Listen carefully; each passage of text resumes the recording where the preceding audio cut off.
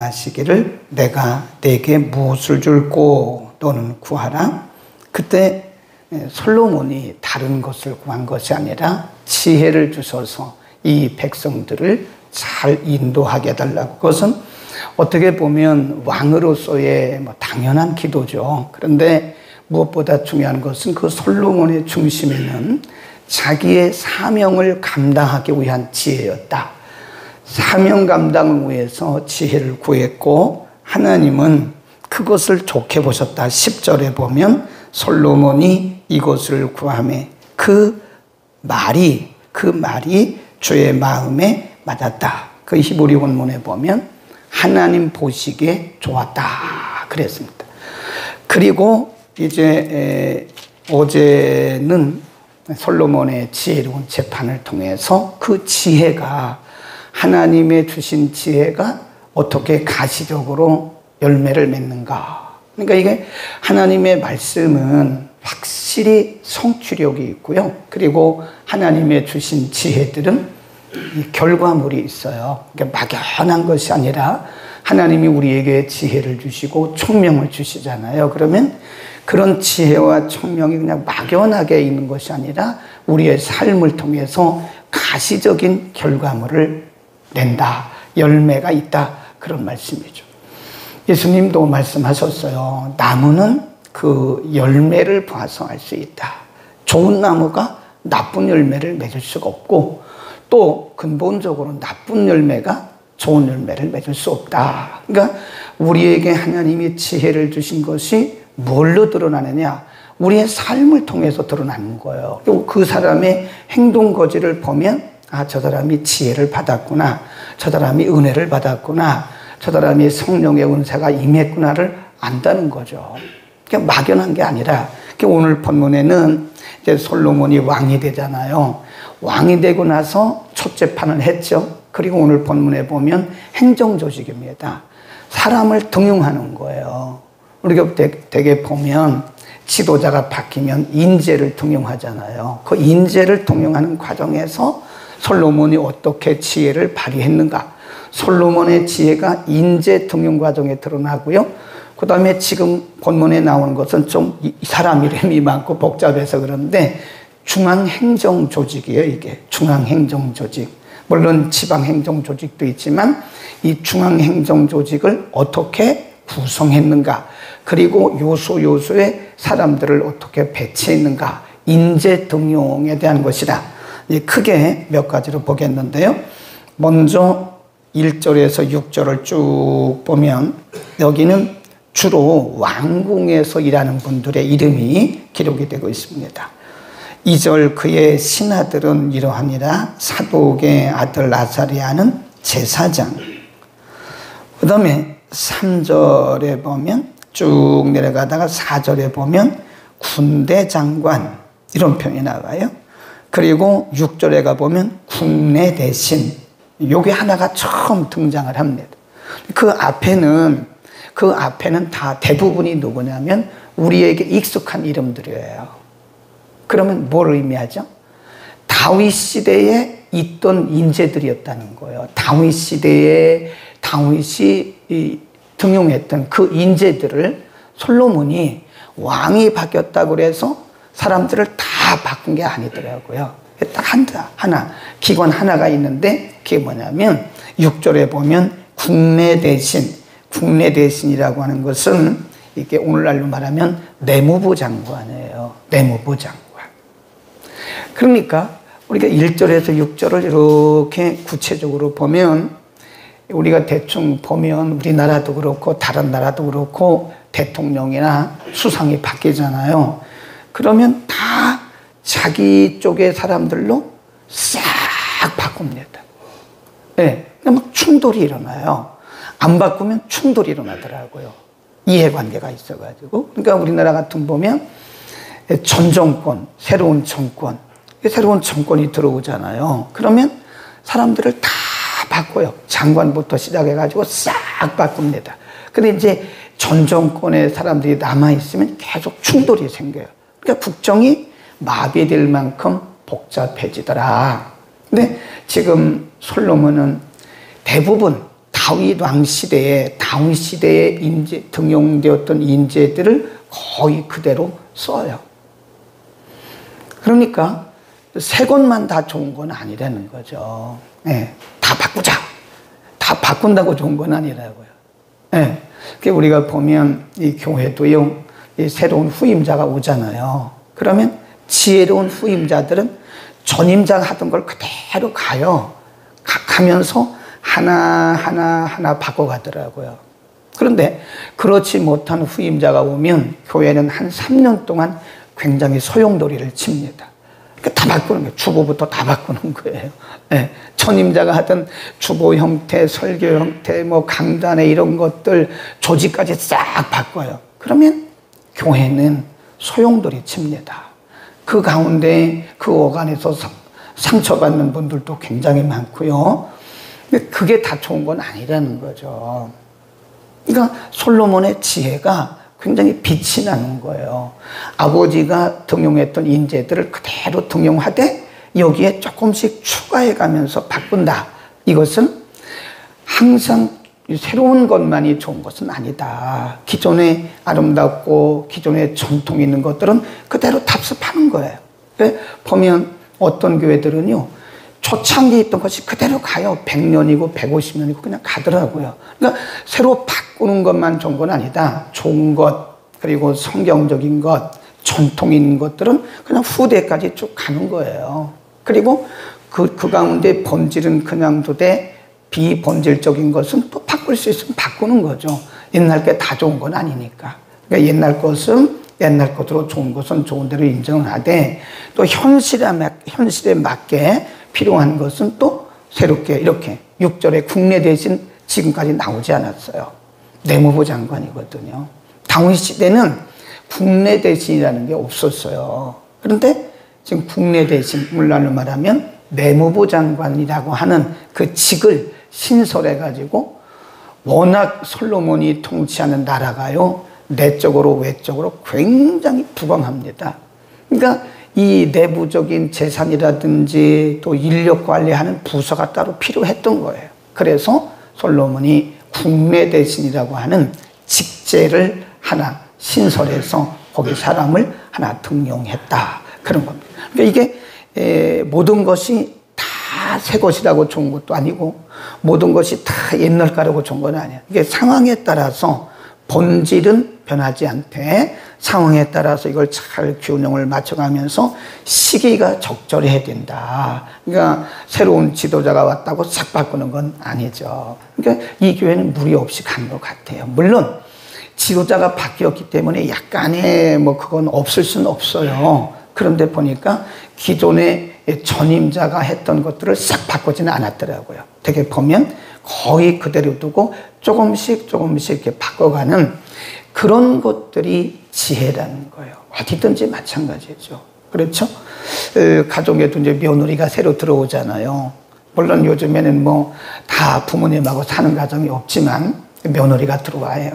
그럼 며느리가 들어와가지고 우리 시댁에 와 보니까 우리 친정하고는 너무 다르다고 자기 친정식으로 바꾸는 거예요. 그러면 그 가정은 상당히 혼란이 온다 이겁니다.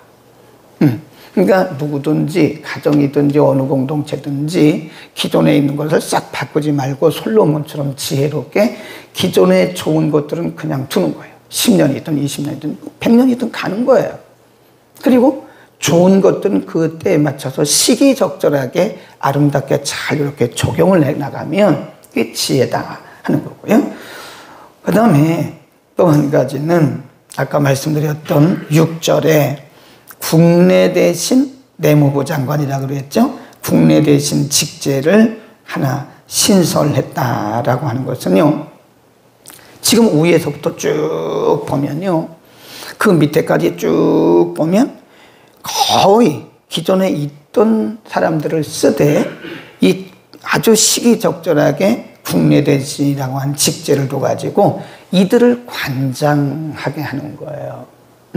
그러니까 이 교회도 사실 이 시스템이라는 것이 꼭 필요한 건 아닌데 이런 조직은 정확하게 갖출 필요는 있습니다. 그래서 지금 솔로몬이 그 넓은 나라가 그 큰 나라가 이런 행정 조직 없이 이게 통치가 되겠습니까? 그러니까 맨 위의 조직, 중간 조직, 하부 조직, 상부 조직, 중간 조직, 하부 조직을 두어가지고 이것이 질서 있게 체계적으로 잘 이게 관리가 되어가는 거예요. 그러니까 어디든지 공동체는 질서와 체계가 매우 중요하다. 이 질서와 체계가 무너지면 공동체는 흔들리게 되어 있는 거죠. 가정도 마찬가지, 교회도 마찬가지, 국가도 마찬가지, 그리고 이런 회사도 마찬가지. 이 조직과 체계 그리고 질서 이것이 무너지면 어느 공동체든지 흔들리게 되어 있고 효과적인 어떤 일들을 해나갈 수가 없는 것이다 하는 겁니다.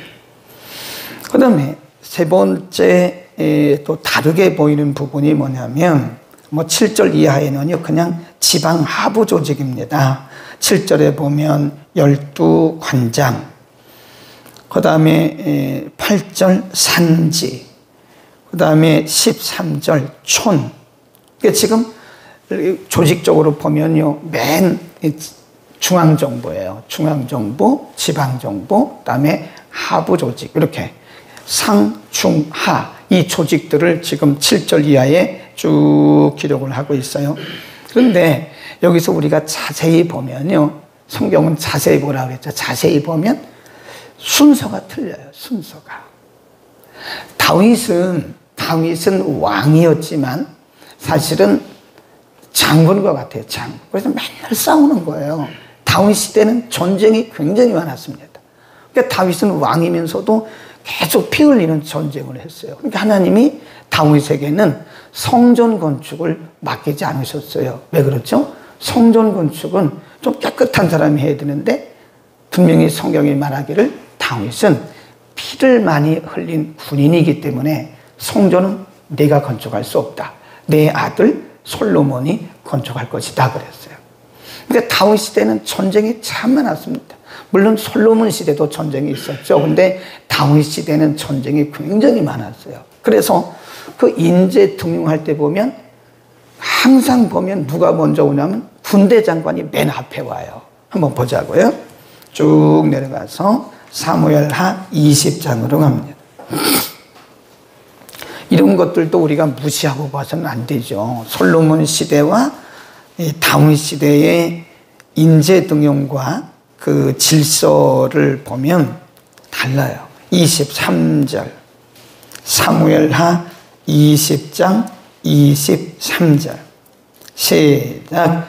요압은 이스라엘 온 군대의 장관이 되고 국방부 장관이고 국방부 장관. 근데 군대 장관 요압이 제일 먼저 나옵니다.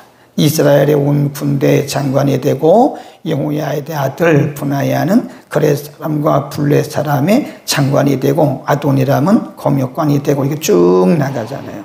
25절 서기관, 제사장 이런 식이잖아요. 그러니까 제사장은 그 순서로 보면 저 뒤에 가 있어요. 한 4번째로 가 있습니다.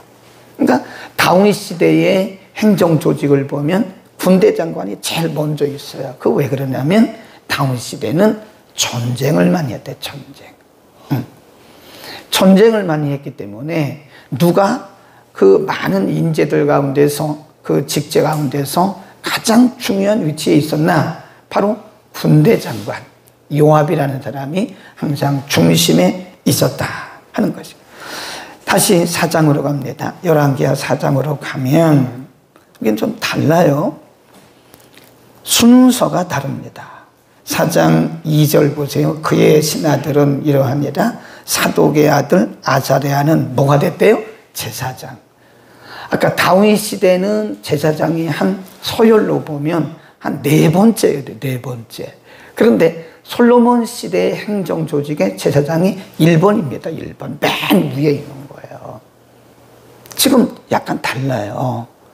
다윗 시대는 전쟁을 해야 되기 때문에 군대 장관이 1번인데 솔로몬 시대는 전쟁이 별로 없었다는 거예요.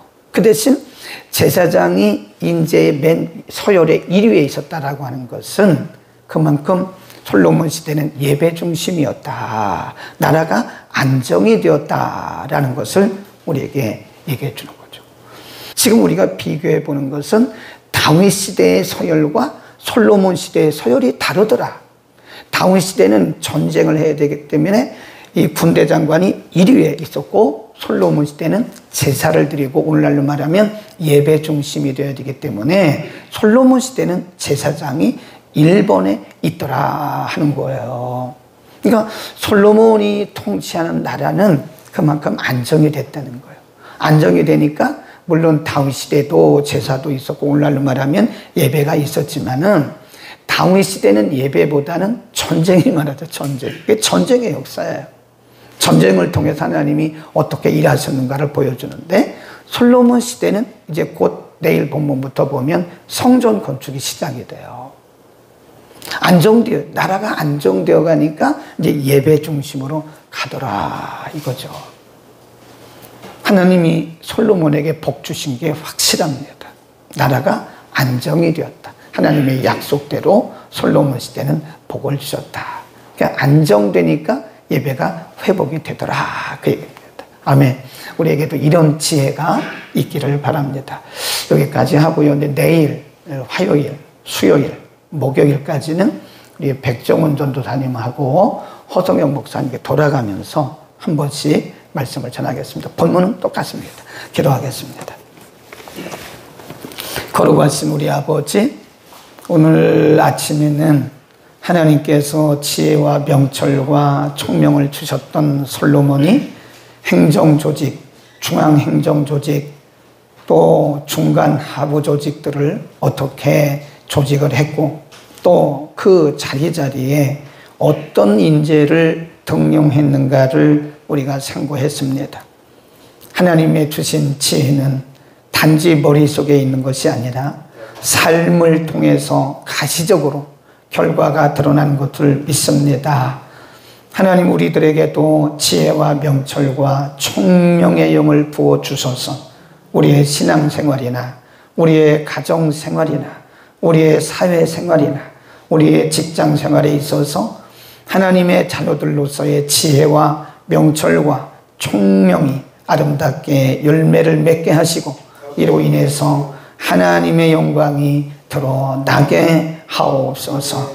예수 그리스도의 이름으로 기도드립니다. 아멘.